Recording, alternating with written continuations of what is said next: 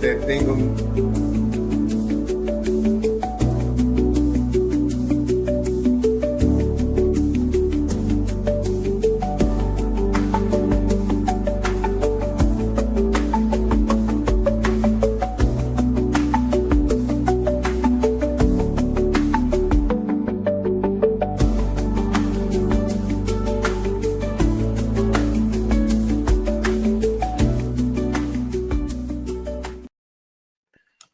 What's up, everybody? Welcome to another episode of Holdin Court.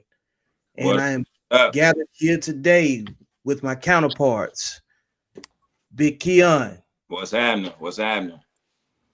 And my boy Dontre the Misfit. And What's I'm up, your host. man? And I'm your host.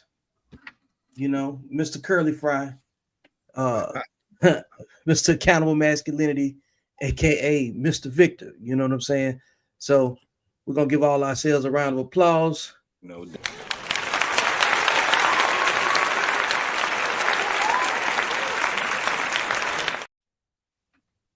And man, we wanna, this is gonna be a fun and lighthearted topic right here, because you know what we're trying to do with the platform is grow it. We want to make it an inviting place.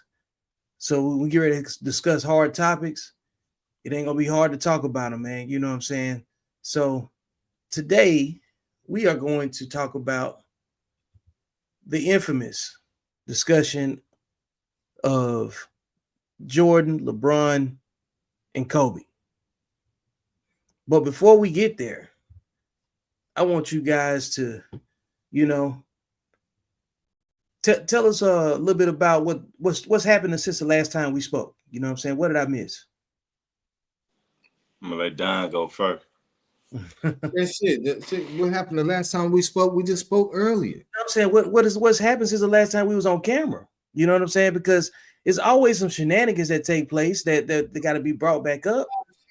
Because some shenanigans going on. You know what I'm saying? I don't know why you trying to act like ain't nothing happened in the last, you know what I'm saying, week. We was talking to Sheeta. Shout out to Sheeta Boo. Yeah. Shout out to Sheeta. You know what I'm saying?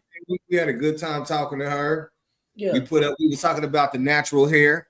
You know, black women, there's what black women can grow long hair. The ones that don't is because they got alopecia like me, or they're just lazy. They're just lazy. Or they got alopecia like me.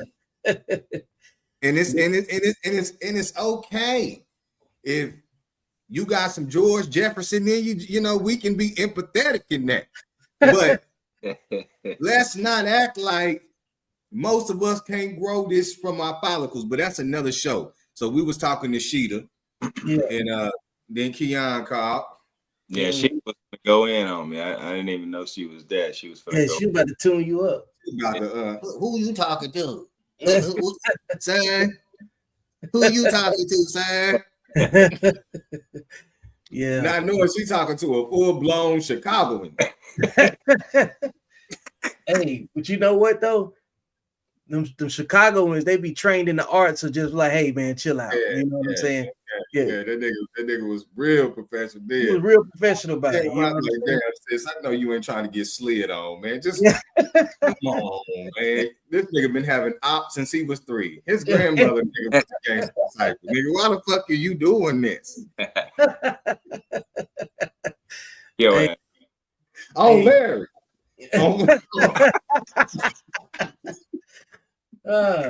On Larry now. Oh, Larry, nigga, you think it's crazy, man. Bruh, it's a good time to be, you know what I'm saying, functional and alive, you know, with everything. So no doubt. And man, did y'all peep that Sha'Carri situation? Y'all talked about that at all? Yeah, she was out of pocket. She was, but I mean, most of them got a hand problem when you really keep it 100. Most of them got a hand problem when they can't get that way. Mm-hmm. She was out. If the situation was reversed, we'd be discussing this situation totally different. Yep. Way different. That was a bunch of pushing. I got stabbed by the woman, the woman I was with. So, and I know what y'all gonna say.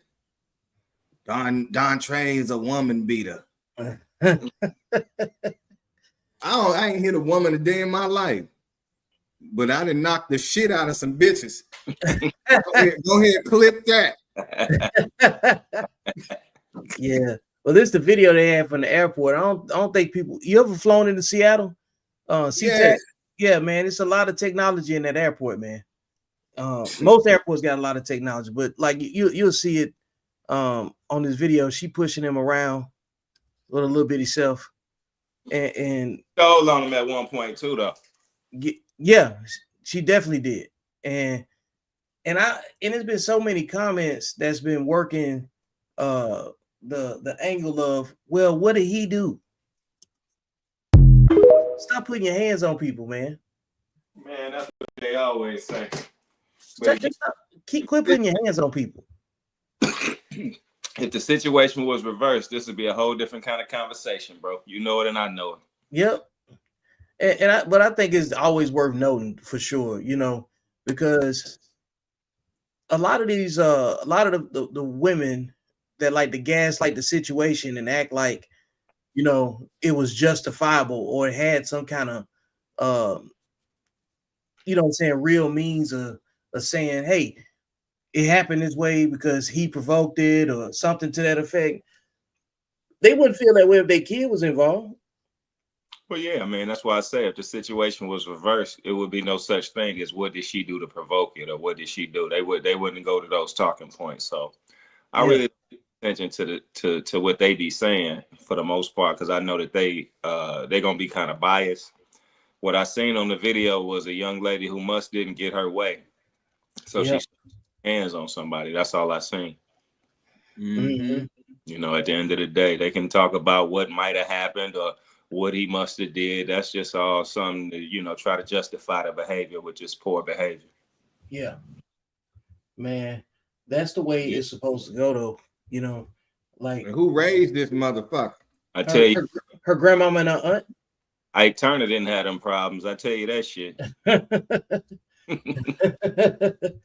Rolling. Rolling on the. Hey, he was hitting that speed bag. That's what. That's what that rolling. Hey, nigga, they was in that speed bag. That's a problem because your granddaddy didn't have that problem. Trust me. Over there. Oh shit, I don't know, man. These niggas some athletes. I tell you, the girl that kicked my ass the most was from the south side of Chicago, and this bitch. First time we got into it, I threw a jab. She slipped that motherfucker and went into the Philly shell, nigga. What you talking about? This motherfucker was a train fighter. You hear me? You get you from Chicago, you fighting at some point. Period. That's how you show you love each other. You gonna scrap at some point with her. I'm sorry. Hey man, here go your segment right here. Story time with Dontre. There you go, right there, bro. I don't know why. Once upon a time, not long ago, there was a woman from Chicago. And I decided that I was going to pull the same shit on her, nigga, that I did these other bitches in other cities, and it did not work. I found out, nigga, that shit, this motherfucker was 100% down for mutual combat. Oh, yeah. And if you're not ready for that, brother, then don't fuck with them bitches from Chicago. Chicago women are for Chicago men for a motherfucking reason. You got to be acclimated to date a gang member. And if you're not ready for that kind of shit, don't even sign up for it. She got my ass so good, I start rocking Chicago shit. But it is what it is, man. We'll pick up that another time. We talking about Kobe, Jordan, and LeBron, so we're gonna do that. No doubt. It's gonna be the segue. Man, so I'm gonna go ahead and put this up here, man. Like, so we're gonna go around first and foremost. Everybody that's on the panel. I'm gonna start with Keon. Who is your number 1, 2, and 3 in this list? I'm going Jordan, Kobe, LeBron. Period. That's simple. D, what you got? Jordan, Kobe, LeBron. All right. So I'm the same as you guys, and I know we already kind of had this preliminary discussion. I think the major part of this is trying to give Kobe the flowers he's supposed to get, because there's a big difference between number 2 and number 3. It's a large distance between it, and a lot of people in this discussion somehow find a way to forget Kobe, and I don't understand it. My stance on why I think LeBron is number 3 is, I mean, it's mathematically there, you know, for whatever reason. But why do you guys have LeBron at number 3? I got him because he's number 3 out of them 3. You know what I'm saying? Like, you know, let's just keep it a buck. When you look at Jordan, you're talking about somebody who, you know, he was signed to Chicago 13 years, right? He played 11 and a half seasons healthy. So he played 11 and a half full seasons. Of the 11 and a half full seasons, he gets 6 champions. He lead to 6 championships. That's pretty impressive, right? Then you look at Kobe. I understand Shaq was on Kobe's team for his first 3 championships, but when you think about the team that Kobe took to 3 finals straight, that was probably the worst damn finals team in the history of goddamn basketball. But he went 3 times and won 2. That's impressive as hell. You know what I mean? So, and then when you think about international play, while LeBron was leading them teams, they was going silver and bronze. They needed Kobe to go gold. We all seen the redeem team. You feel what I'm saying? So you just think about the caliber of player that them dudes is. I just think it's just leaps and bounds ahead of who LeBron is as a player. But LeBron is a good player. Don't get me wrong. Obviously. LeBron is a great player. Yeah, he good. He good as hell. You know, he real good shit. Yeah, I mean, he's definitely probably the best all-around player to ever play the game. But when it comes, if we're gonna say as far as stats is concerned, he fucked them stats up. You know, like it's kind of like Tom Brady without the championships. You know what I mean? He's not the best athlete. Tom Brady was the best. He wasn't the best athlete, but LeBron was the best athlete. It was his longevity that allowed him to put up these type of numbers. This nigga basically had the Vince Carter body. So if this game was, if we're talking about the long term, then yeah, well, this is why people saying LeBron is the greatest, because he was able to sustain a high level of play for such a long period of time. But if we're talking about actual peak impact in the game, then we got to look at Kobe and we got to look at Jordan for that shit. That we would never see 1985 Jordan again. I mean, we just got to play some fucking footage. Yeah. We got to pull up 85 Jordan footage and just kind of see how dynamic he is versus everybody fucking else. And even if we put this dude in the game today, he'll look like what's the dude name for the Timberwolves? Not Timberwolves.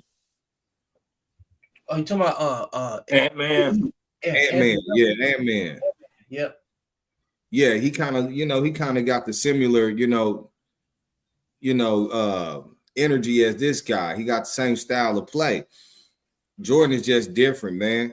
Jordan 100% was trying to kill niggas out there every game. It wasn't none of that. And I don't care what no one says, that until you have that type of competitive element, which Kobe adopted, then it's not even a conversation, man. If LeBron James had this same mentality, we probably be having a different type of conversation. I agree. It's the difference in the mentality and the heart. I mean, it's something about somebody who just want to kill you. I mean, no mercy. No mercy. Life. Yeah, that no mercy mindset is one thing you can't make that up. So let me ask you a question. What are the 2 things from growing up wise, right? Let's turn this shit into what we need to turn it into. Come on now. From growing up, as far as upbringing, what are the 2 similarities between Jordan and Kobe that LeBron didn't have? They had a father. Yeah, on that front, I for think sure. I think that's the difference in their style of play too. The other two are way more aggressive than LeBron, and that's to me that's the difference. If LeBron had a father, this is a different conversation. Yeah, I'll say work ethic. I think Kobe and Jordan's work ethic were about the same. I think Kobe actually had a different work ethic than Jordan. I think LeBron cares more about his body being conditioned to play the game. You know what I'm saying, for a longevity space. I think one of the major reasons that this conversation doesn't go to where it needs to go in barbershop talk and other sports groups is because Jordan and Kobe actually played the same position. Right. And LeBron, size-wise, compares better to Magic Johnson. You know what I'm saying? As far as like the way he played the game. You know what I'm saying? The way he plays the game. More like Scottie Pippen. Yeah. Because you know what? Because we got to keep it in the point forward. Tim Duncan, Scottie Pippen. You know, that's the point forward. The point guard, what motherfucking Magic Johnson did, it ain't happening no more. And it was unprecedented back in the 80s. We gotta understand this is a 6'9" fucking guard. Yep. Coming down the fucking lane. And that nigga doing every motherfucking thing. Ooh, but I own you nigga 6'9". Yeah. Yeah, he can see the score different than anybody. That's a different animal. And then winning a championship your rookie year. God damn. Yeah. So, you know, like I always thought LeBron and Magic was a better comparison than LeBron and Michael. I thought Kobe and Michael was a better, you know. I think it's 1-1. I think it's 1-1 with those two.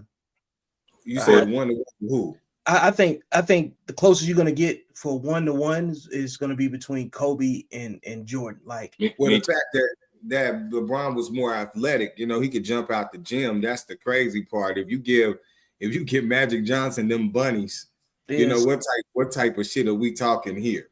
Of course. Yeah, I mean, he probably be the greatest basketball player of all times.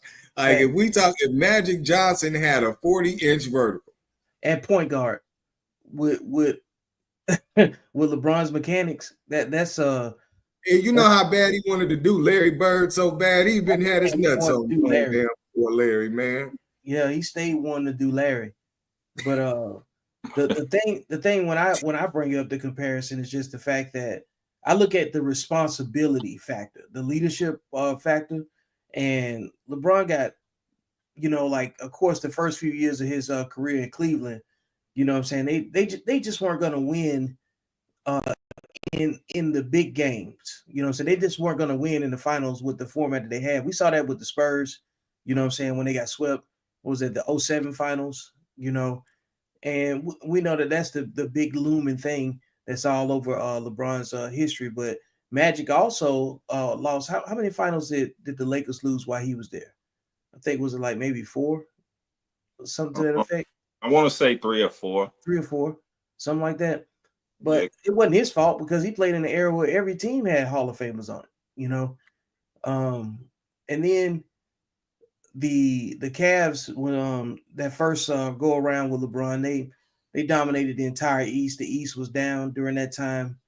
And I remember when they handled the Pistons in that game, we scored like 29 points in the fourth quarter or something like that. Yeah, he went on. Yeah, I mean, and all of them got games where you could remember where they actually lived up to the hype, to the charter they position on the team. You know what I'm saying? Yeah. Oh yeah. So I think that the disservice is that LeBron doesn't play the positions that MJ and Kobe played, like, at all. So it doesn't compare as well. But then that shifts the conversation to like how unique LeBron is because he's played the role that MJ and Kobe has played on their same teams. You know what I'm saying? And he's played all positions as well. So he's just a big time factor when it comes down to ball distribution, playing with and without the ball. And I think that there's times there's been a hit on him as far as his game plan legacy is like there's times where he deferred to pass in situations where the audience said he should have kept the ball, So never has been the time when we talk about Jordan or Kobe and they say, how come Jordan didn't make that pass? Or how come Kobe didn't make that pass? So, and there's times where Jordan and Kobe have both made a pass that was necessary to make too. Like where you got supporting roles like with John Paxson, Steve Kerr, you know what I'm saying, that Jordan had to play with, and then Kobe playing with Derek Fisher and Robert Ory, Big Shot Bob. So regardless of how they might have gotten the ball, he had players to defer to, but nobody got upset that Kobe that didn't pass, you know what I'm saying, or didn't make the right play. But there's been times where LeBron has made plenty of plays that probably wasn't received as well as being the right play, taking a path of least resistance. I think if I had to say anything about it. Yeah, but LeBron has also hit some pretty strong game winners too. Yeah, for sure. Yeah. He bounced back from that whole, he not clutch situation. He did it pretty well. I remember in Chicago in the playoffs, Derrick Rose, they hit a last-second shot. LeBron came right back behind him and hit the last-second game winner. I want to say he was in Miami at the time. I remember Golden State. LeBron hit one damn near from half court to end the game. You know what I'm saying? So he's done that. It's just that the other dudes came in the league with that kind of fire. They didn't have to learn it. You know what I'm saying? We all seen the clip of Jordan hitting a shot against Georgetown in '82, North Carolina. That's clutch as a freshman. You know what I mean? So just had that heart. You know what I mean? Which is to me what separates those two from the LeBron. Now, you remember that first year LeBron went back to Cleveland and they played Golden State and Kyrie and Kevin Love both got hurt. Yep. That was the best balling I'd ever seen from LeBron. If he played like that night after night, this would be a totally different conversation. Oh, for sure. Yeah. But that particular series, that's the best hooping I ever seen dude do. Yeah. He's definitely been, criticized unfairly, I think. But he live in a critical era though. But he live in a critical era. The other guys, they didn't have social media. And I think that's another thing that's got to be brought up too, is that playing during social media, how much do you believe social media contributes to playing at a high level for these guys? I believe if you're gonna play at a high level, you're gonna play at a high level regardless. You one of them dudes, you just one of them dudes. It don't matter if it's the newspaper, the Inquirer, or social media. You know what I mean? You one of them guys, you one of them guys. Yeah. Yeah, I agree with that. Because nothing's gonna you can't hang your legacy on what other people think you're supposed to be doing, I don't know about that. I think the distractions is going to be a distraction. Yeah. It is going to be a distraction. I mean, we live in the word device, man, just has device in it, bro. It's a lot of vices. The more devices we have in our society, the more distractions we gonna have, bro. I mean, 50 years ago, these niggas wasn't tripping. You know how hard it was to see a nipple that you wasn't married to? Right. Very like my grandpa punk ass couldn't come out here and live this motherfucking life.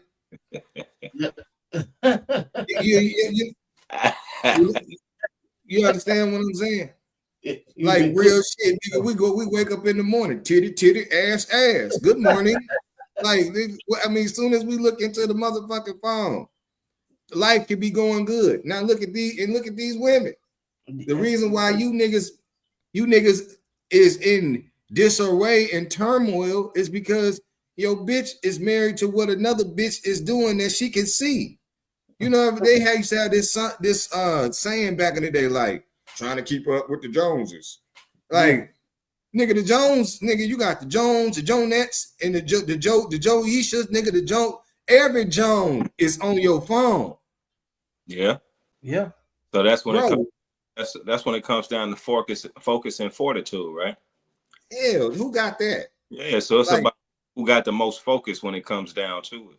Of those three who you think would have the most focus? Shit, he didn't have shit. I'm pretty sure if Jordan freaky ass had social media, nigga, he probably wouldn't be MJ like that. And you know, when Kobe came in the game, this nigga had a motherfucking flip phone, nigga, with some baggy motherfucking goddamn sweatpants on. Looked like he about to do an N1 commercial. So, you know, shit, it's a different era. It's a different focus, man. Like, definitely. It's easy to say, you know, what a motherfucker would do when it's not in front of him. Right. So yeah. I think we've seen the best, even in music. Mm-hmm. These niggas is out here doing 2-minute songs. Yeah, for real. It ain't no 3/16s no more. They doing a motherfucking verse and a bridge and repeating that motherfucker. But that's what I think social media has brought about is a shorter attention span. Of course. Yep. That's what I think. Because, you know, back in the day, they had 8-minute songs and shit. You was listening to all that shit. Now, 2.5 minutes is what you get. And if your first 15 seconds ain't cracking, you might well forget it. True. You better hurry up real fast. Twister would have made it. Yeah. You could do a whole lot with 30 seconds on social media now. You know what I'm saying? Easy. You can make yourself look. You can have an ass song, but you can catch the best 30 seconds and sell it. Yep. You know what I'm saying? That's all it's about us. You know what I'm saying? But I think LeBron is focused really well in this era. You know what I'm saying? You ain't really find him in no scandals. You know what I'm saying? You ain't really find LeBron in no scandals. So it's a lot of things that's commendable. When I talk about him, I'm talking about peak game. You know what I'm saying? I don't think his peak was as high as Black Mamba at all. Like Black Mamba took shit somewhere else. You know what I mean? Like Kobe had to fight. Like when you think about Kobe, he had to fight those Colorado allegations just to be relevant in the league as a superstar. Because they put him off for the most part. They didn't want him associated with it.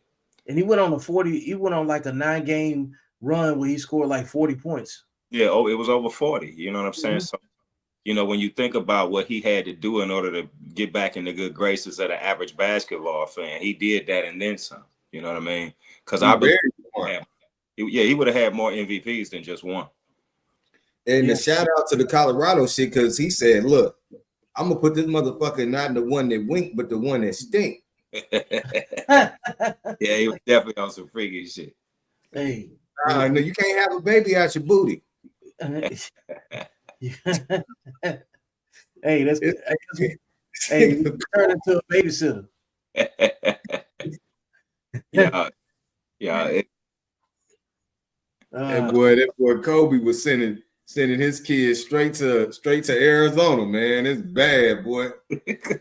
Yo, he was catching flights too, man, to go deal with court dates. That's big number. Yeah, it was supposed to be championship that year when they had Malone and Peyton, but I think that whole thing just kind of took its toll on Kobe throughout the year. Yeah, but a focus the same way, you know, because they should have won that series. Mm-hmm. Then they gave Steve Nash the MVP that year.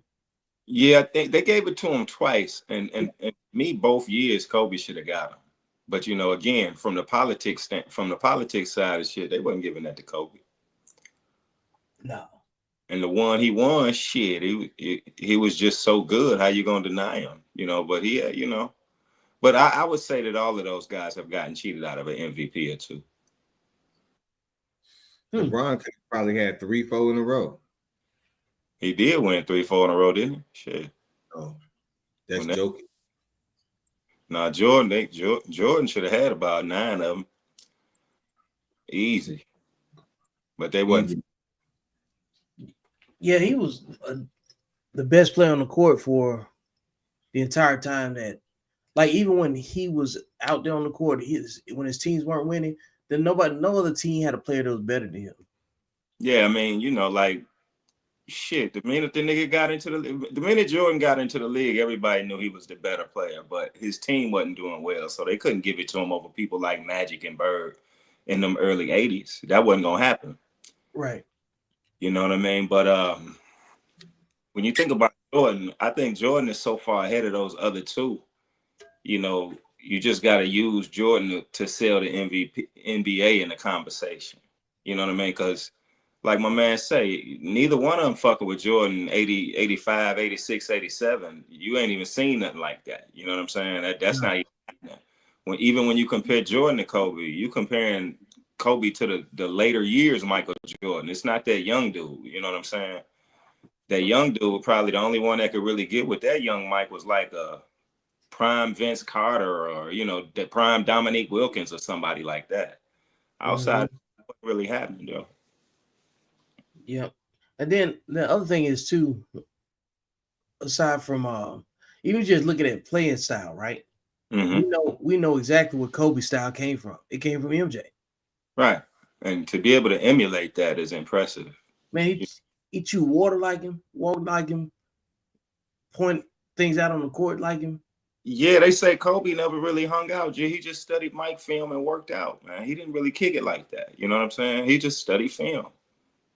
I can see it. Yeah, you can see it in this game. Then, but at it was a point in time where Kobe and LeBron was supposed to meet in the finals, right?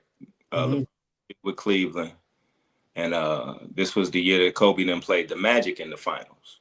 That was supposed to be LeBron in the finals that year. Remember that Nike commercial where they had, you know what I'm saying? They had LeBron versus Kobe in the Nike commercial. Yeah. You know, LeBron them just didn't get past Orlando in that Eastern Conference Finals, but that was set up for them to go at it right then. Yeah. Sure was. You know, the anticipation has always been there. It wasn't that many different routes that any one of them can travel where they weren't going to have to deal with each other at some point. And then once LeBron went to Miami, that shifted the balance of power tremendously, G. I mean, what team had something that could really compete with that? You know what I'm saying? Yeah. An approach by committee when it came down to defense, because they fully acknowledged they couldn't do anything with him one-on-one. You know, keep him in front of you, make him go side to side to make him beat you that way. But they couldn't do nothing with make him shoot. They couldn't even make him do that, though. He did what he wanted to when he got ready. Yeah. So I don't think, and that's the other thing too, is like when you seen video of Kobe actually defending LeBron, the way, you know, like LeBron's defense is, of course, we know that the backboard wipe, you know, he's gonna let you get out in front, let you take off and beat it to sleep. Yeah. So he definitely uses his speed. So, yeah, shit. The nigga was a pure athlete. Yep. Yeah, that dude is a freak of nature, unlike anybody you've ever seen. Him and Shaq is probably the two craziest freak of natures we ever seen. Let's see here. Cedric says, I remember when Kobe had that get back on an older Jordan when he told him that you can wear the shoe, but oh yeah, that was the passing of the torch game. Yeah. Right? Yeah, that's when Jordan had to pass the torch to him. Yeah, because Kobe was scoring 55 on MJ at one point. Yeah, you know. Yeah, I mean, hell, he had to get. They say Kobe was mad about that too. Didn't talk to his team for 2 weeks. Yeah. I mean, shit, Kobe, man, he was coming. He wanted that man's spot. He had an opportunity to go up them 5 championships. He would have had to keep Shaq in order to eclipse him, though. He should have kept Shaq. He said shit. He won that motherfucker without Shaq too, though. Man, damn. Talking about he could have won. Kobe could have probably won 7, 8 championships if him and Shaq would have stayed together, though. If they could have figured that piece out. Yeah, dude was crazy. Dude, man, had an ego out this world. He said he was gonna carry that motherfucker. I mean, hell, you gotta respect it. If you're trying to be the top dog, and you know, because Kobe's whole thing for going for number 24 is he want to be better than Mike. So you know, he wanted to show and prove that he could be better. So you know, hell, he had to do what he had to do to show and prove. But I will say, taking that team to them 3 championships in a row. I mean, they only won 2, but taking that team, that was impressive as hell, bro. I'm gonna keep it real. What time? Who's on that team? Paul Gasol, Lamar Odom, I think Artest. Smush Parker, Jordan Farmar. It wasn't a really impressive lineup. I'm gonna keep it 100. It was not a real. I think Matt Barnes was on that team. My man Fisher was on that squad. So, it wasn't just the best team, but I mean the teams that they was beating and how they went about that was impressive. Especially since the Lakers had fell off after Shaq for a minute. You know what I mean? Did he move up? They beat us. They lost to the Celtics and they lost to who else? They lost to the Celtics and then they beat the Celtics and they beat Orlando. They lost to the Pistons. Yeah, they lost to the Pistons. Kobe 5-2 in the championship in the finals. It was LeBron 4-6, Jordan 6-0. That's a lot too. Shit, them niggas lost 6. That boy lost 6. Yeah, I mean, I think it's hard to be considered the GOAT if you got a losing record when it's championship time. You know what I mean? Tom Brady got a winning record when it's championship time. He lost what, 3 of them? I want to say it was 2. It might have been. He might be 7-2, but it might be 7-3. But he still got a winning record. You know what I'm saying? And Peyton Manning was a better regular season quarterback than Tom Brady. But when it counted, Tom Brady was the man. You know what I'm saying? And to me, that makes a difference. Let me see what it is. He had 7 wins, 3 losses. Okay. So he did. Yeah, because he lost 2 to the Giants, right? And 1 to the Eagles. Okay. Yeah, I forgot he lost 2 to the Giants. Yeah, you can't forget that. That's part of his legacy. Yeah, because that's why I think Eli gonna be in the Hall of Fame is because he beat Brady twice in the Yep. And that's a conversation all in itself too. Hell yeah, but you gotta respect it. Mm-hmm. Tom Brady killer. Yeah, you gotta respect that. But yeah, you can't be the GOAT. You up there. It's like you up there with Jerry West when you lost more in the finals than you won. Yeah, and he the logo. You know what I'm saying? So he the logo, right? So it's not like you in bad company. I'm just saying you can't be the GOAT if when it's time to win. Like, okay, I'm gonna give you an example. Will Chamberlain was a better individual player than Bill Russell, but when it came time to win, Bill Russell was winning. Mm-hmm. His team was gonna win. That's the difference. That's why if they start talking about it, they're gonna put Russell over Wilt. But it's not that he was individually better. It was just his team was better all the time. Mm-hmm. Well, you gotta put certain things in the play. You know what I'm saying? Like you just gotta put something has to factor itself out. After everything lines up, what is the separation factor? It's gonna be those championships. Yeah, the championships. It's the difference between it's why you know Reggie Miller is a great player. You know he got great highlights, but you don't put him in the same breath as Kobe because of them championships. Yep. He was a feisty motherfucker too. Sneaky. Man, that dude, he was scary. You know, he wasn't scared. That's one thing you got to respect about Reggie Miller. He wasn't scared. It didn't matter who he was going up against. And then the other part too is that Kobe is that gap bridging player. Like he played the same people that Jordan played. And he played a lot of the players that LeBron ended up playing too. He played a lot of players that LeBron ended up playing too. Right. And LeBron played a lot of those players too. He just missed MJ, you know what I'm saying, of course, towards the latter part of his career. Yeah, because I think MJ retired in 2002. LeBron came in 2003. In 2003, yeah. You know. That overlap would have been cool to see for at least one season, you know, just so we can have something to talk about. But when you look at the All-Star games and all of that stuff and how competitive the All-Star game used to be when the greats was playing, it wasn't going to be that many times where we got a chance to see that level of overlap with those generational talent. You know what I'm saying? Those players with that level of generational talent. But that's one of the knocks I got on LeBron is, you know, in the Jordan era, the All-Star game was competitive. Kobe era, All-Star game competitive. LeBron era is ass. Yeah. In no way, shape, or form should no team be scoring no damn 200 points in a game. They did that? Hell yeah, the All-Star game it was 200 and something to 200 and something one year. That shit was crazy. The fact that we don't even know that happened is an indictment because yeah, game is ass for the last couple of years. They don't play. You know, you want to see them play. Yeah, because I mean, we grew up waiting for the All-Star game. February would come around, dunk contest. But they played though. You know what I'm saying? Like Played at the same he time. tests his ass now because who is that dunking? I don't even know who the fuck that is. Yeah, they got some people out the street dunking now. Yeah, what's his name? Doug McDougal. He been kicking ass on the damn. You know, he been kicking ass in the slam dunk contest. But shit, I don't know him. And He then, get a 10-year contract, and then they'll put him in. Yeah, see, that's ass. We need to see a couple superstars in that motherfucker to keep it relevant. I think the last good one I seen was Aaron Gordon against Zach. Zach LaVine, yeah.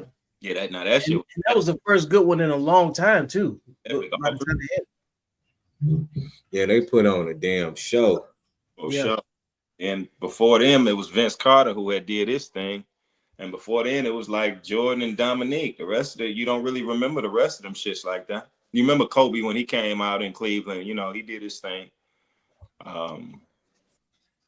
But yeah, that shit ain't really been good in a while, Joe. Yeah, I mean, it's limited, man. It can only travel so far because I don't know, man. Are there new dunks? What do you think to fix it? I'm saying it. That's why the names are so important because you really can't. What the fuck you gonna do? They done jumped over cars, people, higher rims. They done every goddamn thing. Midgets. Yeah. It's like, what more can you do? That's why the names are so important because you want to see. You would have loved to have seen LeBron James go up against. I mean, who was just I don't know. Don't nobody want to with Vince Carter. The fact that we don't know, it to me, dare I say something bold here? Is the dunk contest done? Yeah, it should be. I think they're replacing it with something. I think they finna replace it with a one-on-one tournament or something like that. I don't even know. And they need to do something. Yeah, they need to do something. Being that they making everything so commercialized, like damn.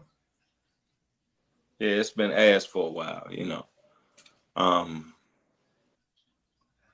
Somebody somewhere like don't compare ass to that, but because like it's gotten so bad, it's almost like an insult, and some of it is age. We getting older, and we want to compare it to our childhood, but to the present childhood, they're not seeing anything on TV that they're not seeing happening in their own gym.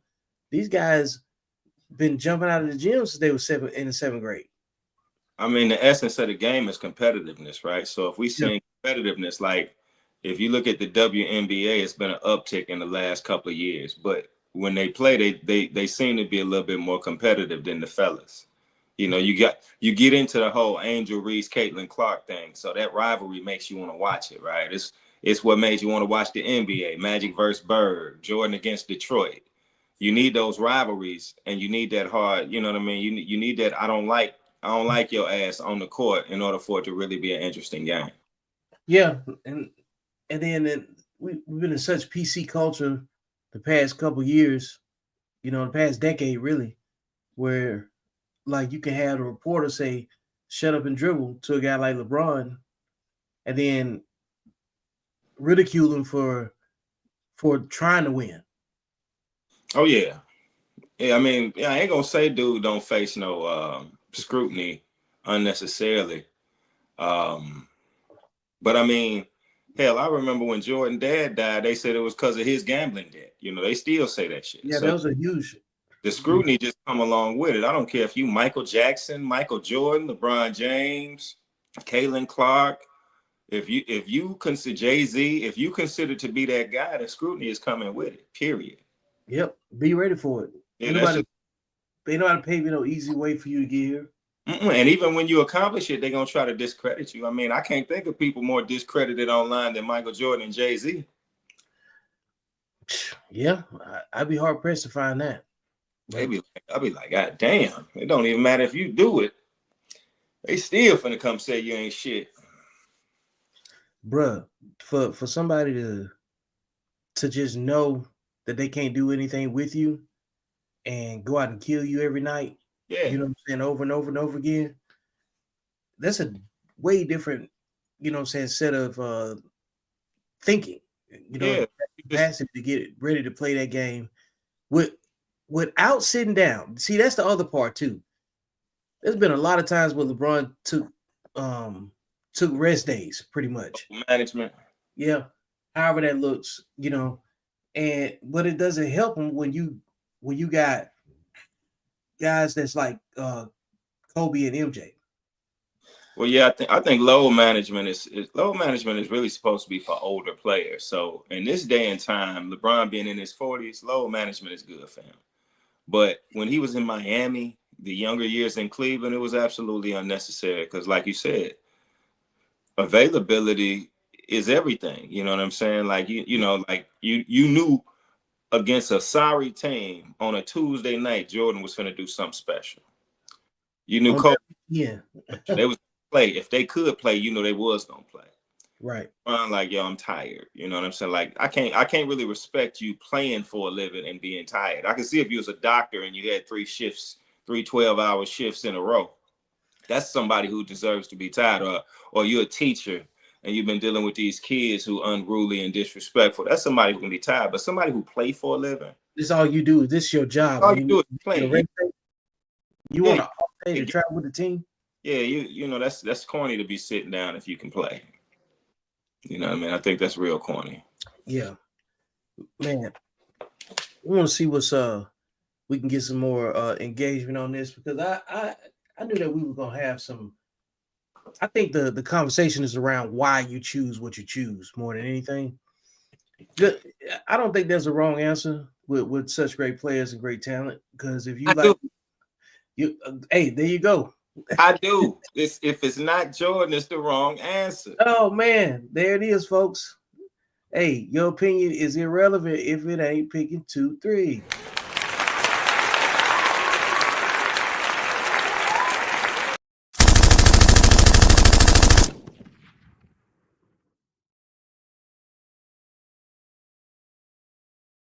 Keon said it. He said, "Man, hey, you're not picking right." Yeah, I'm standing on it. And Kobe the closest thing to him. So how you gonna pick some other than Kobe right after him if everybody say he the closest thing to him, right? And that's the real discussion too, right there. In all of that is putting it all in perspective for that part of the conversation, right?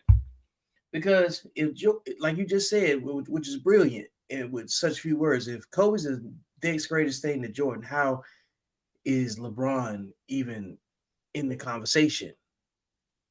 You know, Well, I mean, you got to think from a marketing standpoint, right? mm-hmm. The most popular NBA player in the NBA is still Michael Jordan, G. Yeah. Even years after he damn retired. So when you're thinking about the NBA, think about before when Kobe was still playing, right? What was the comparison? Michael Jordan. Yep. Now that Kobe out of the league, what is the comparison with LeBron? Michael Jordan. Yep. Right?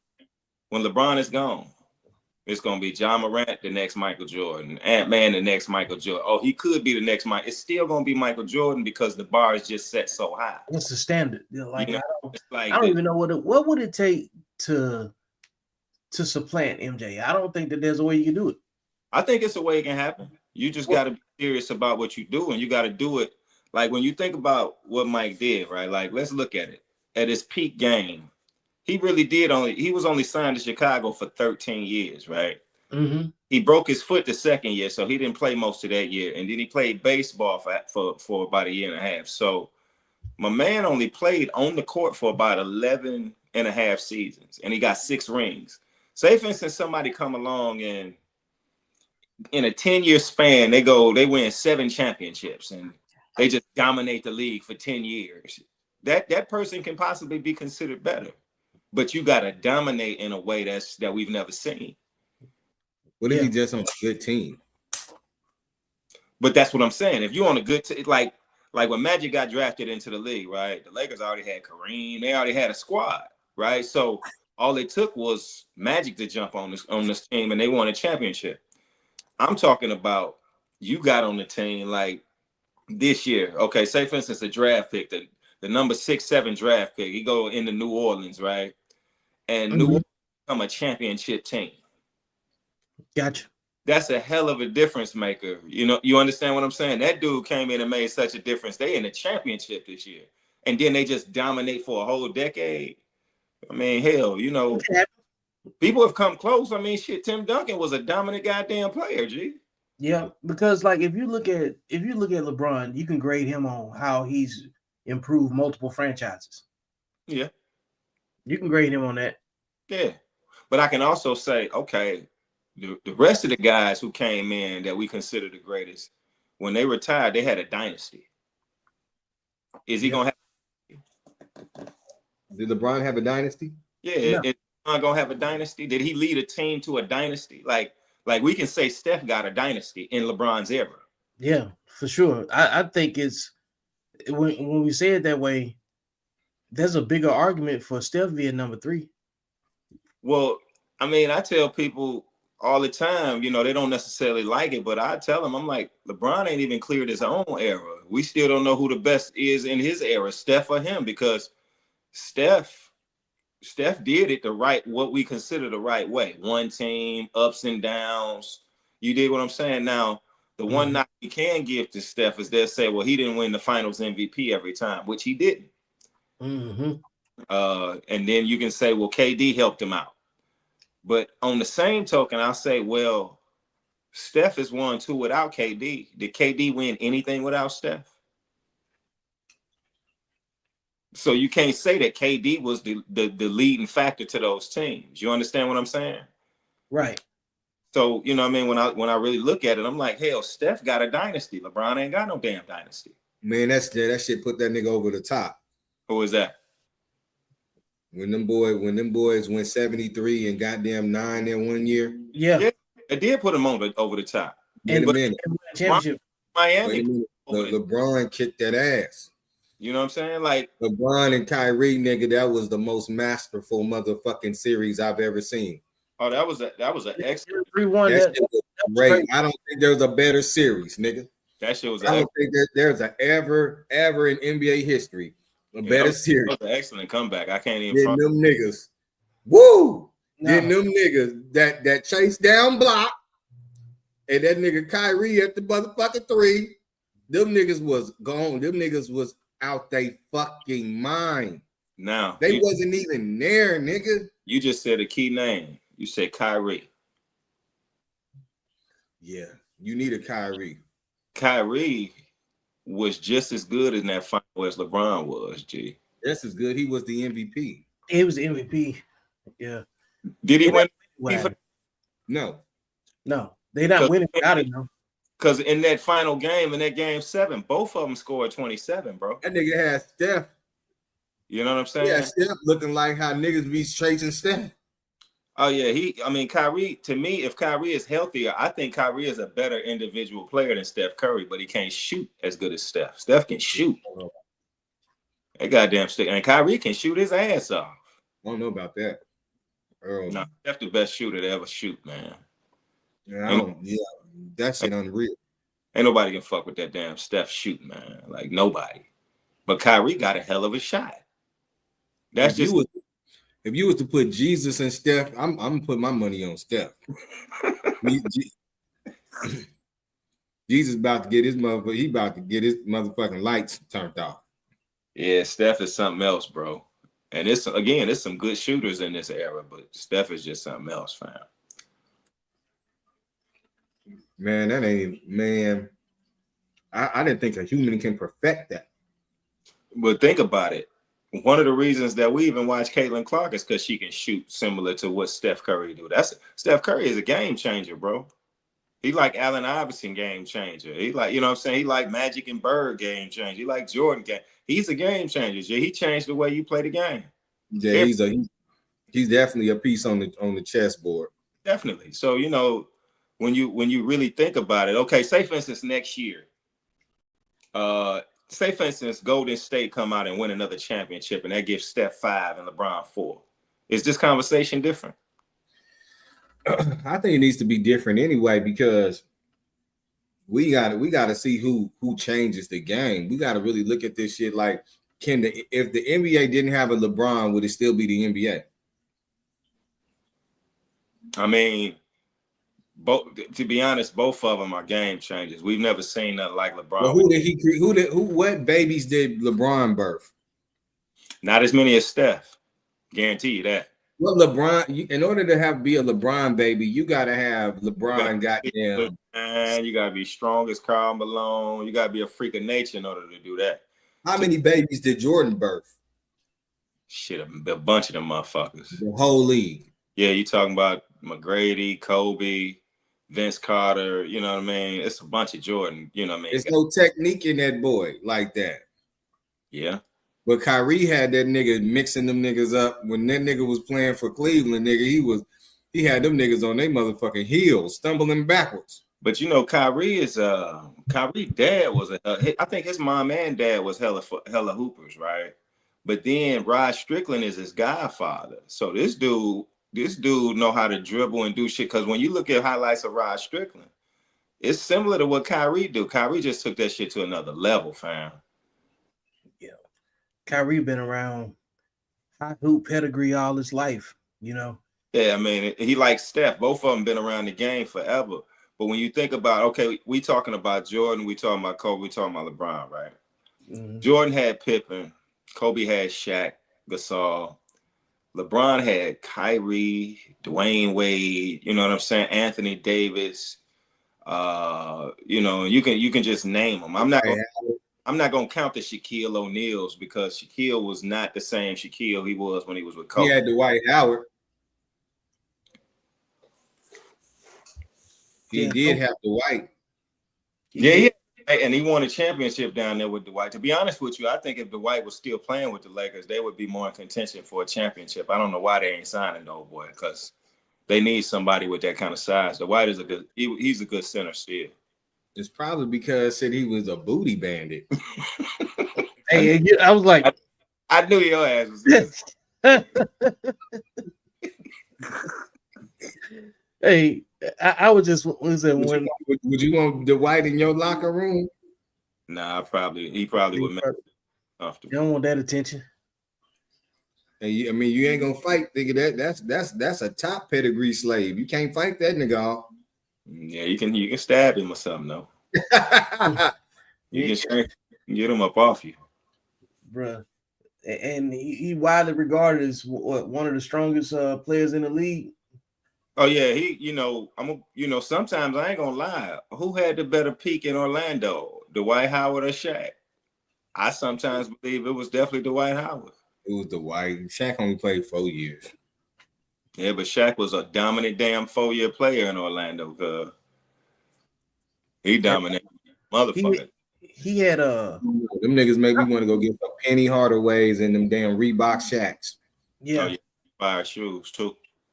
And so who out of those guys, Penny Hardaway and maybe Grant Hill, could have been number 3? I'm gonna say Grant Hill. What you mean number 3? If we accept that Kobe and MJ occupy the top 2 spots, right? And if we wanted to put somebody in number 3 outside of LeBron, outside of those two, out of Grant Hill or Penny Hardaway, who would you say could have been it? The number 3 best player ever? Yep. Out of those 2 guys. Grant Hill is a bad motherfucker, boy. Yeah, Penny was nice too, but I think Grant Hill had a better you crazy? No, the Pistons? Yeah, Grant Hill was nice even later in his career when he finally got it back together. You still seen him on the highlight joints, but he unsung. You gotta say when you say Grant Hill, you gotta say shit like Derrick Rose. Exactly. Yeah, because Grant giving it to Jordan. I remember Grant Hill was giving Jordan problems. Yep. Giving a Hill. You gotta, them boys is unsung. It's like we don't know what you gotta say Dominique Wilkins. You gotta say, these boys got injured. That injury bug robbed them niggas, or even Greg Odom. Oh yeah. Man, it's a lot of guys that the injured. Brandon Roy was one of the coldest motherfuckers ever, G. People forget about Brandon Roy out there in Portland. That dude was cold, but he could never stay healthy. Yeah, his knees weren't worth a damn. You know, Real shit. I remember telling people when Derrick Rose kept getting hurt, I said he's gonna be like Brandon Roy. Yeah, he peaked better than Brandon Roy, but I'm gonna be honest, out of all the basketball players ever, Derrick Rose getting hurt is the most disappointing to me ever, G. Yeah. Let's see, my boy Christopher McClellan, Grant Hill, but by a very small margin. Him and Penny were basically the same player. Penny just had a better jumper. Yeah, his Penny's mid-range game was crazy. Yeah, Penny was nice on the mid-range. Grant Hill to me had the explosiveness of a Russell Westbrook, but but that mid-range game he had was just abusive. Like he used to do people real dirty, you know what I'm saying, inside the arc. Yeah, Grant was something special. You know, people forget about how dope he was. Yep. I think the mid-range game is a thing of the past. Not really. When you look at somebody like DeMar DeRozan or Kawhi Leonard, like Kawhi won a championship on the mid-range when he won in Them niggas was born in the 80s. Who that? The early 90s and the 80s and late 80s. Yeah, them niggas is our age. Oh, 40, yeah. 38, 39, 37. Shea got a nice mid-range though. Who? Shea Gildress. He got an excellent mid-range. How he do it? The nigga with the OKC? Yeah. Yeah, you see him wearing the plug. You see him wearing the plug right now. He let you know. He wearing the plug, the hat for it. Yeah. I mean, I like Shea mid-range game, but I don't think he is as explosive as the guy. Like, I'm gonna be honest, we don't see no Jordan or Kobe's in today's game, yo. No, that shit's over with. It would have to be him. Yeah, and he ain't as explosive as either one of them. He ain't finna go yoke on nobody like either one of them. You don't even see that level of aggression no more. So when people argue, they be like, these days that the players are more athletic, etc. I don't necessarily agree because they sit out too much and they don't even go to the hole like they used to. They just shoot threes, so we don't know what they can do. Yep. Chris says, but also remember Penny had Shaq right out the gate. Very true. Grant Hill really didn't have a notable star on his roster. I agree with that. Yeah. I agree with that. Mm-hmm. I think that level of grit also, you know what I'm saying, sets up a player's legend. You know what I'm saying? Like how they're going to approach the game. You got those one or two plays that could have changed things, you know what I'm saying, for their entire legacy. The one or two moves that could have, personnel-wise, like Shaq being ran out of Orlando is crazy. Shaq should have never been let out of Orlando. He got ran out of Orlando? He got ran out of Orlando and LA. Yep. That was a personality thing. He couldn't share the spotlight. That was Yeah, the one in Orlando, like, aside from, you know, of course, Penny being injured or whatever, you know, having his issues, but like running Shaq out of Orlando never made sense to me. No, it didn't make sense. I didn't think Shaq should have left either location, but who was the coach at the time? Was it Van Exel? Van Horn? Was it? Which one? And what was Let me look at was it Van Gundy? No, I want to say it was Bryant Hill down there in Orlando when Shaq was down there first. Van Gundy came a little later. I want to say it was Bryant Hill though. Let me see here. Is Shaq coach in Orlando? I know that motherfucker Phil Jackson said, I know how to deal with this shit. Yeah, Phil knew how to deal with the egos. It was Bryant Hill. Okay, it was Brian. I thought it was Bryant Hill. Yep. Yeah. The ego management was wild business, you know what I'm saying, back then. Yeah, man, I think Shaq is the most dominant center we've ever seen, really, in terms of just skill set. But again, he couldn't share the spotlight, you know what I'm saying? So he wanted to leave in each spot, you know what I'm saying? It was basically like, you know, if he couldn't be the man, he was leaving. Yep. Pretty much. Why he wanted to be the man so bad? You know, what you say? That's probably because he was raised by a stepdaddy. Yep.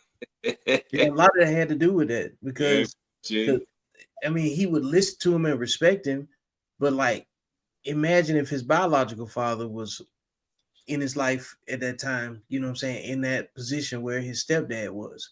yeah, Nigga be like, you be hearing these niggas talking, they be like, even that nigga Kwame Brown, mama's cooking. The nigga always talking about some mama's motherfucking cooking. Yeah, a lot of them mamas couldn't even cook. Man, look, they can't now. What happened? While we talking about this, that's what, to me, that's the key difference between the Kobe, the LeBron, and the Jordan. Jordan never had nobody else on the court that somebody double teamed. Kobe had somebody on the court that somebody double teamed. They always double team and triple team Shaq. LeBron's played with somebody that somebody double teamed. Jordan never played with somebody that somebody double teamed. He was the guy that they double teamed. They'll double team motherfucking Pippen. They didn't double team Pippen. Pippen wasn't no threat like that. You crazy as hell. Pippen wasn't no threat like that, man. They didn't double team him. They never double team Pippen. Well, nigga, man, look, we're gonna pull up some footage of this nigga, bro. That's all we gotta do. Hold up.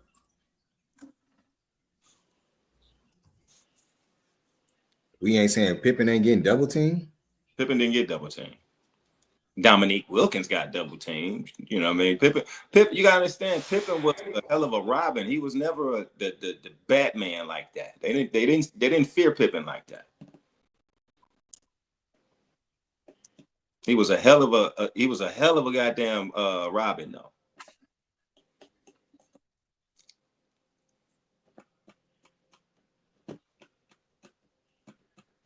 Yeah, and them niggas had Tony Kukoc and everything. Yeah, Kukoc was a good player. He was a damn good player. But he was a hell of a player even in Europe. So, you know what I'm saying? He a Hall of Famer based on what he did in all of basketball. Not necessarily what he did in Chicago, but just basketball, period. Yeah, Kukoc was certified before he even. He was already a threat. And, you know, they saw like all of the team overhauls too. That's a big factor in the conversation as well. What you mean? The way that they had to switch the way they played the game, you know what I'm saying? And being able to endure that transition. And then the other advantage too is that Kobe and MJ both had Phil Jackson. Yeah. I mean, I think Phil was a more of an advantage. Yeah, you're right. Now that I think about it, because Phil had to teach Mike how to trust his teammates. He had to teach Kobe how to do the same thing. So you're right. With Shaq. Mm-hmm.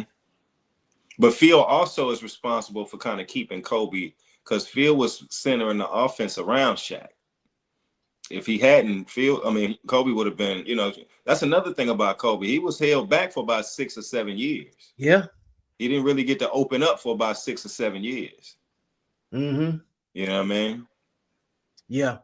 And then Kobe went through what? Dale, who was that coach that held him back? Dale Harris. Dale Harris, yeah. Yeah, Dale Harris didn't want to play the young guys. Mm-hmm. And of course, MJ was already seasoned and already had plenty of reps underneath his belt by the time that Phil got there. Yep. MJ had already pretty much, you know. Yeah. But yeah, I mean, when you think about somebody like Phil Jackson, you know, a GM that's also a head coach, you know, it's like, and he didn't want to coach LeBron. No, he didn't want to coach, for whatever reason. He didn't want to coach him. Phil Jackson didn't want to coach LeBron. Mm-mm. I don't know what it was, but he didn't want to coach LeBron. And Phil Jackson is still alive. Mm-hmm. Pat Riley didn't want to coach him either. I don't know, you know what I'm saying? Like, you know, because at one point in time when he was in Miami, they was talking about getting rid of Eric Spoelstra and bringing Pat Riley back, but Pat Riley didn't want to do it. I said LeBron had wanted cookies and shit on the plane. Yeah, I mean, you know, I'm sure LeBron is used to having his perks since he was in high school. The nigga been on ESPN. Shit, I'm sure he used to having his way. But when you talk about like Pat Riley, he done coached Kareem, Magic. You know, that LeBron shit didn't really impress him like that. He like, I hear you. He's like, you're another generational talent. You can go, you'll probably win a championship or whatever, but I don't have to have my legacy tied to you to still Pat be Riley done said best of the best. You know what I'm saying? By the time LeBron come around, he probably has more more value in D Wade than he does LeBron, to be honest with you. I wonder why he like going to these Hollywood locations. Like why Miami? Why motherfucking LA? Like, damn, nigga. Who that? LeBron. big markets. Big markets. Saturations. He liked the attention. Yeah, I mean, you know, Cleveland a small market, whereas, you know, Chicago's a bigger market. So Mike could get people to come to Chicago, more willing to come to Chicago to play with him. But during that first three-peat, the only transplants that was in Chicago was Bill Cartwright and John Paxson. There wasn't no superstars down there with him outside of Scottie Pippen. Mm-hmm. That's not a second one. He had, you know, a few of the older Detroit Pistons on there. Dennis Rodman was the biggest name. But when you think about take somebody like Scottie Pippen, people don't understand. Michael Jordan had a lot to do with his development as a player. Yep. A lot to do. That's a question. Mm-hmm. Horace Grant, Michael Jordan had a lot to do with his development as a player. Yep. So, you know, when you look at that Bulls team that won that first three-peat, most of them people was drafted after Mike. He just led them to, you know what I'm saying? And then people will say, well, LeBron is the better player because when Mike went to play baseball, the Bulls won 55 games. That just means he made his team better. He really better. You know what I'm saying? That's all that means. They was able to function without him for a while. You know what I'm saying? That first year, they was better than that second year. But yeah, for a while, they was able to function without him. That means he made them better. Mm-hmm. And it's not like the rest of the East wasn't competitive either at the time. Oh, no. Mike and them had to play in a tough East, bro. You had that Knicks team, the Detroit team. Pacers. The Pacers was rough. You know what I hate? I hate Larry Bird hurt his back in 91. Mm-hmm. Going into that season, because we never got to see Larry Bird in a good team play Jordan in a good team. You know what I'm saying? You know, but the East was tough. I mean, hell, even teams like Charlotte was good back then. You know what I'm saying? They had some back then in the East. Shout out to Chris. Said that's true. The only other person was Pippen, but it was rare because he really wasn't a number one option. Like, nah, Pippen was there for defensive purposes, and he was the ultimate complement player. Yeah, he was an alternative scorer in the event that MJ didn't have the first look. Yeah, I mean, Pippen he could do a lot of the things Jordan can do because he was very athletic just right off the bat. Pippen was an athletic dude coming into the league.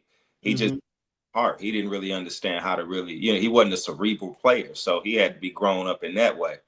But Pippen was a very good player, you know. But I believe had Pippen not played on the same team as Jordan, the way we look at Pippen now, we would have been looking at Dominique Wilkins. Because Dominique was a better small forward than Scottie Pippen, but Pippen had the advantage of playing on championship teams, et cetera, et cetera. Plus, he kind of invented that point forward position. Yeah, I think it's safe to say that MJ might have revolutionized the play at that position. You know what I'm saying? Because you know Pippen started off a guard, he just grew. Yeah, he grew to 6'7", but you think about like when you think about like the difference, like when you think about the Chicago Bulls, you think about Michael Jordan. Before Michael Jordan, the Bulls was a joke of a team. And they wasn't looked at like the Lakers or the Celtics. They was doing cocaine and drinking beer. Nobody was really checking for them like that. Nope.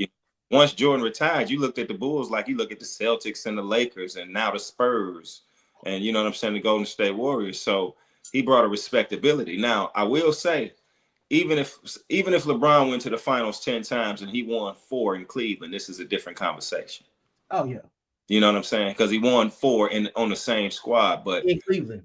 going to Miami and joining Dwayne Wade, you know, that, because if you the king, people come play with you. You don't go somewhere else. You dig what I'm saying? You the king. You know, I believe Dwayne Wade had a lot to do with his growth, which is a good look, you know what I'm saying? But Dwayne Wade, again, had a father. Yep. LeBron didn't. So he had to teach LeBron certain things. Yeah, I believe if you put Kobe or Michael in the same position that you put LeBron in Miami, those dudes get 4 championships in a row. They don't walk 2 out of 4. I think they get 4 in a row. I guess so. So let's explore that a little bit. Do you think MJ wins in Cleveland if he's a Cavalier? At the time that LeBron came through? Yeah. You put Jordan, you put Jordan on that team that got swept by the Spurs. Do they win? I'm talking about MJ. I don't know if they win because the West was so much better than the East at that time. But I believe as weak as the East was at that time, I think Jordan could have did the same thing, led his team to the finals. But you've seen the difference between the East and West once they got to the finals. Yeah. Oh, yeah, for sure. You know what I'm saying? The West was just way stronger, fam. Mm-hmm. And they were more. The San Antonio Spurs were well coached. Always have. Way better coach. Way better coach. Ooh. And the thing about San Antonio, man, they always seem to have a superstar that we knew nothing about. Like, you know what I'm saying? We didn't really know that Ginobili or Tony Parker would come be who they were. We didn't know Kawhi Leonard would be who he was. You know what I'm saying? Like, when you talk about well coached, them dudes was really well coached. If you don't have the Spurs, hell, the Kobe them got 8 championships. Yep. The team that was in their way was the Spurs. Yeah, it's like, and they've always been relevant. They've never not been relevant. They're going to be relevant again this damn year. Yep. You know? Mm-hmm. But, overall, man, I just think within this conversation, I think you have Michael Jordan and then you got everybody else. You know, like he really don't belong in the conversation. He up there with Babe Ruth, Muhammad Ali, you know what I mean? Those kind of guys living and breathing. I think the only one that you can compare him to is Kobe. And I think Kobe is a few miles behind him, but, you know, he's the closest thing to it. I just think the difference is their heart. I don't think it's their skill set. I think the difference is their heart. And I think it does go back to that whole father thing. Mm-hmm. 2 out of the 3 had fathers, and they were just dominant. They walked on the court with this dominant attitude. LeBron was more passive. Yep, I agree with that. Shoot, it's like I looked up, like when the Eagles went to the Super Bowl, just for comparison's sake, and they were talking about there have been no quarterbacks that didn't have their fathers in the Super Bowl. Mm. And it goes down into another dynamic. I remember Deion Sanders saying he picks his defensive players from single mother homes because the players are angry and they need angry men on defense. That makes a lot of sense because they're going to play harder. They're going to fight harder trying to get their mama out of that condition. But there's also there are teams that won't pick you if you don't have a father at home because they know you're not going to be coachable. Yep. You know that's where that phrase come from too, coachable. You got to be coachable.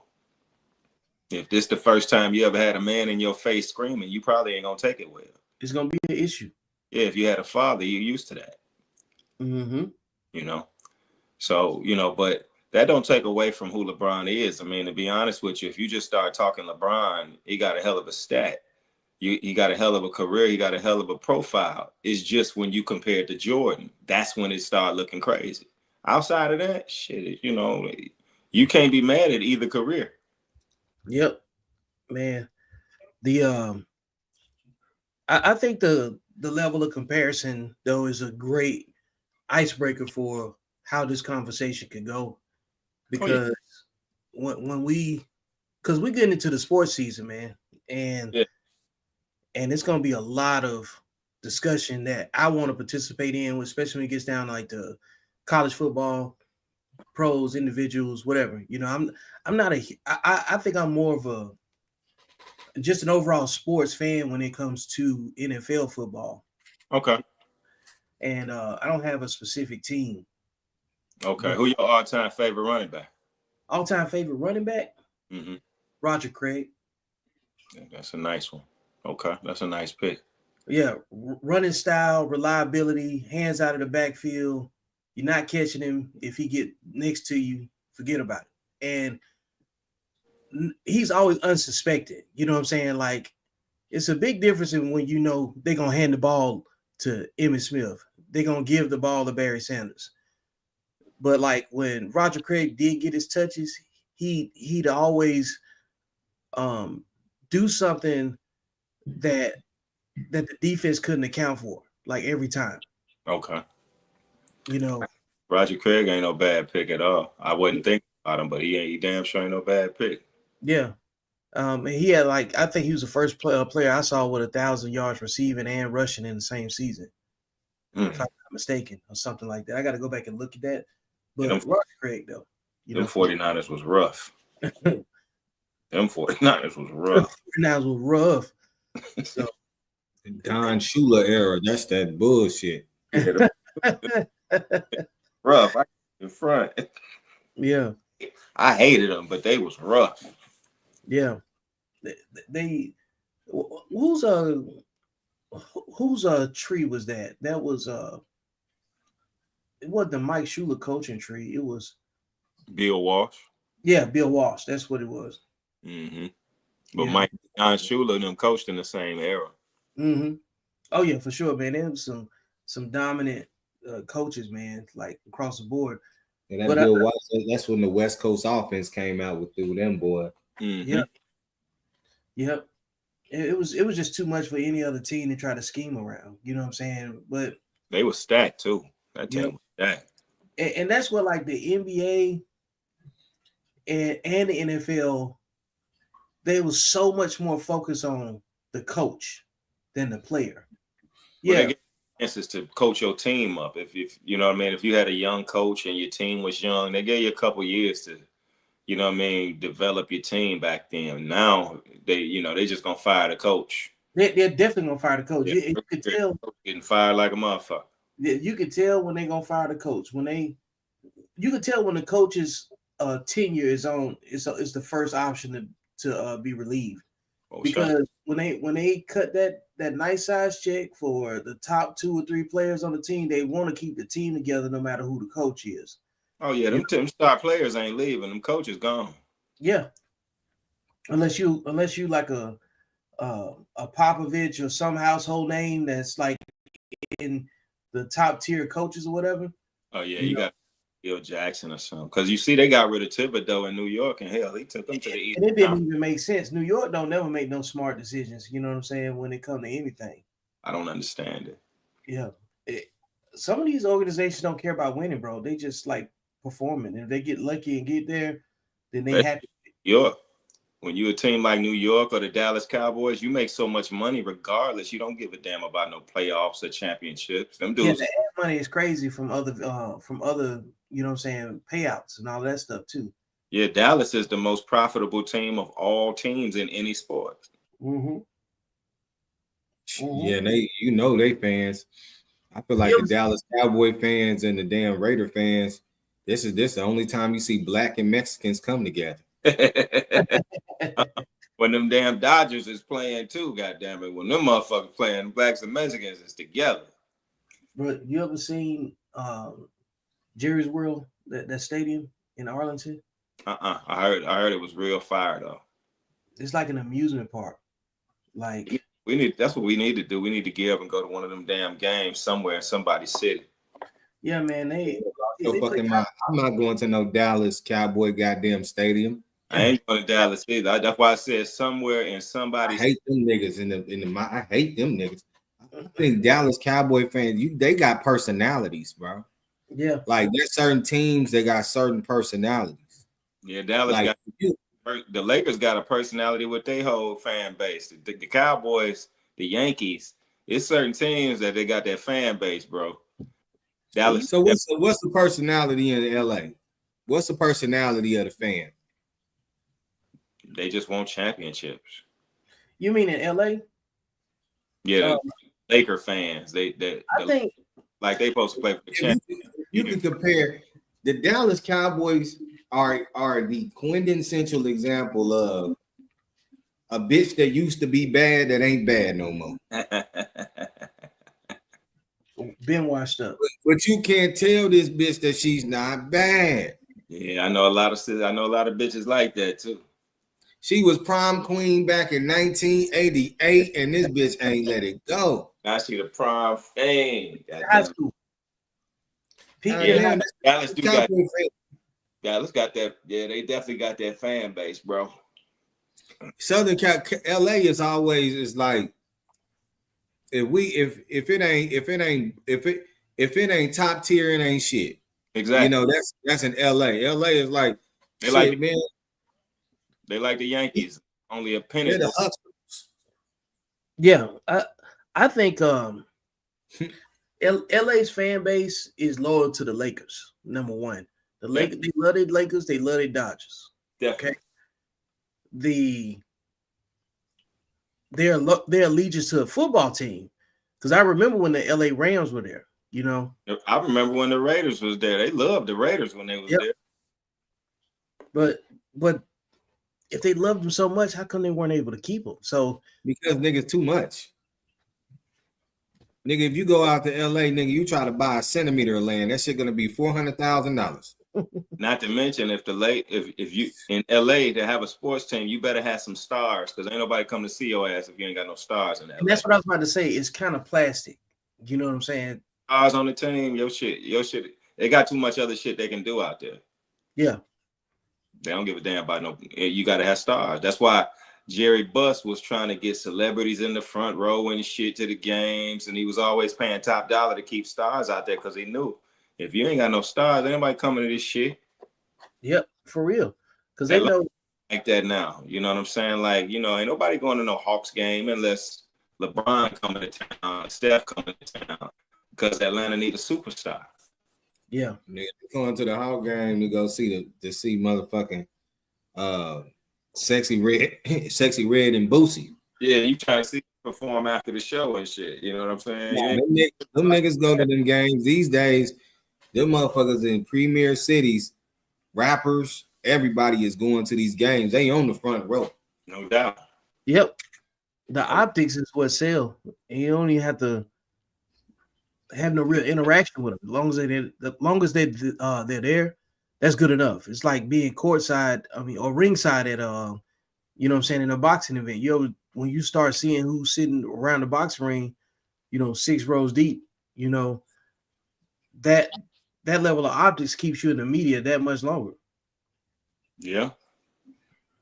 So, yeah, I mean, shit, if you think about it, like if there's a rapper from that city, nigga, they at that motherfucking game. Yep. Yeah. Especially if it's an important game. A lot of times sometimes they'll skip over that motherfucker. They ain't playing nobody, but if they playing somebody, the motherfuckers is there. Oh, here in Phoenix, shit, nigga, if you ain't going to the Suns game, what you doing? Eating at that little motherfucking buffet, nigga, in the little tunnel, nigga. What you doing? That we need to do. We need to go out to Phoenix and catch a Suns game. They probably gonna be the cheapest tickets.